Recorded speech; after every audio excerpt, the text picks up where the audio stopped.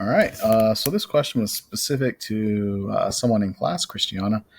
She was asking how to do questions 3, 6, and then what was the other one? 3, 6, and 17. So I kind of wanted to give reference to that. All right. So question 3: Alistair bought 9 pencils and 7 pens for $4.50. All right, so 9 pencils, 7 pens for 440. What I don't know though when I read that is I don't know how much each of those things cost. So in my head, I'm thinking to myself, for question number 3, I'm thinking X is going to be my price of a pencil, right? The price of a pencil, okay, or price per pencil, right? So as far as the variable is concerned, it's going to be money over pencil, right? Price per pencil. Okay. And that's why it makes sense to multiply 9 pencils by price per pencil, because the pencils will cancel, leaving us just money, monetary value. So we're going to go with 9x. This is the first part of our equation, 9x. And then we're going to do the same exact thing, except we're going to do it for pens. So y is going to be my price for a pen, price of a pen, or per pen, right? And then that again would just be money divided by pens, right? Which is good, because then over here you multiply y, which is money over pens, times 7, and the pens would cancel. So we're going to say plus 7y, all right, is equal to, well, 9x is money and 7y is money, because when you multiply 9 pencils by money over pencils, you just have money left, is going to equal money of $4.40. Now, in money, having the 0 as a decimal is useful. In science, it's useful. In math, that extra 0 at the end kind of lame, if you ask me. So we're not going to include that. And now I'm going to take the second equation. Ooh, you know what? Let's just write it out. 9x, right? We already know what's going to happen. We got the 9x, and then we got the 4y. So plus 4y equals, right, equals 290. There it is. That's what you guys need to set up for question number 1, right? Now, if you want to find out the price of a pencil, you're going to have to solve it. And what I would do is I would multiply the bottom equation by -1. Okay, and that'll give us so the top equation is still 9x plus 7y equals 4.4, or 440. The bottom equation is going to turn into -9x minus 4y equals 290, negative 290, sorry. Combine them, we get 3y is equal to 1.5. In other words, 3 pens cost $1.50.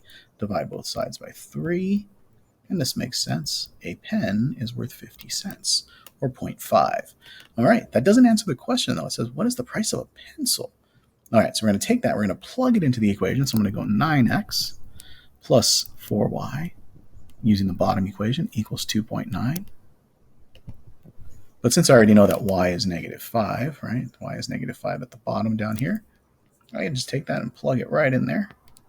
And we get 9x plus 4 times 50 cents equals 2.9. But we all know that if you have 4 50-cent pieces, or 4 groups of 50 cents, that's $2. We have 9x plus the $2 is equal to 290.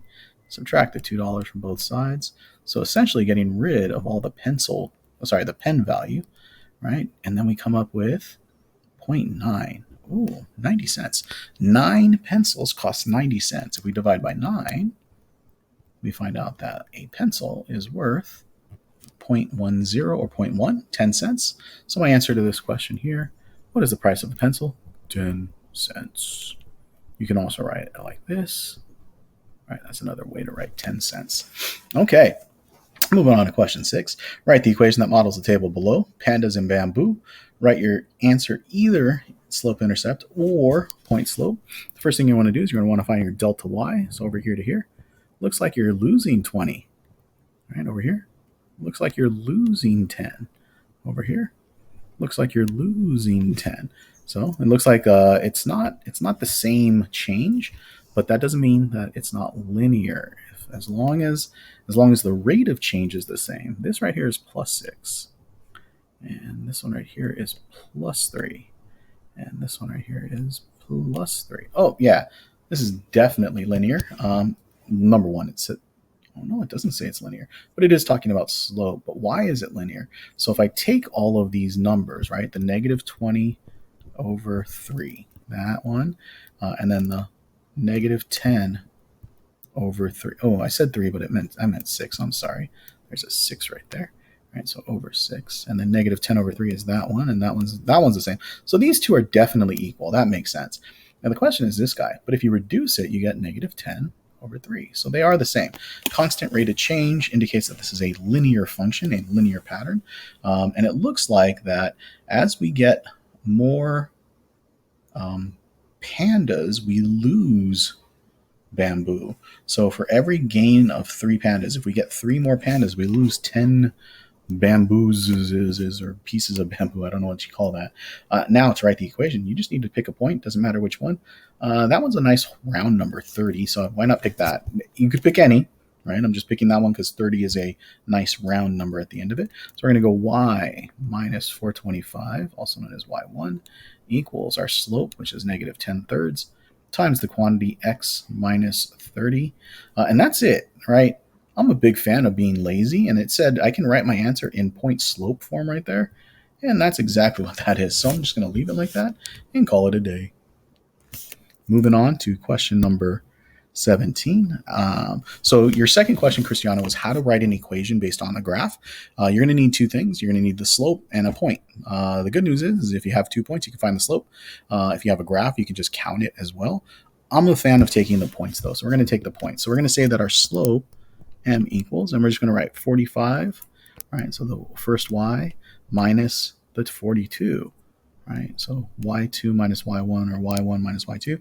So I took 45 first, so I got to take the number that is next to 45, the 25, and subtract 25 minus 10. So I go 25 minus 10, and this gives me 3 over 15, or a slope of 1/5.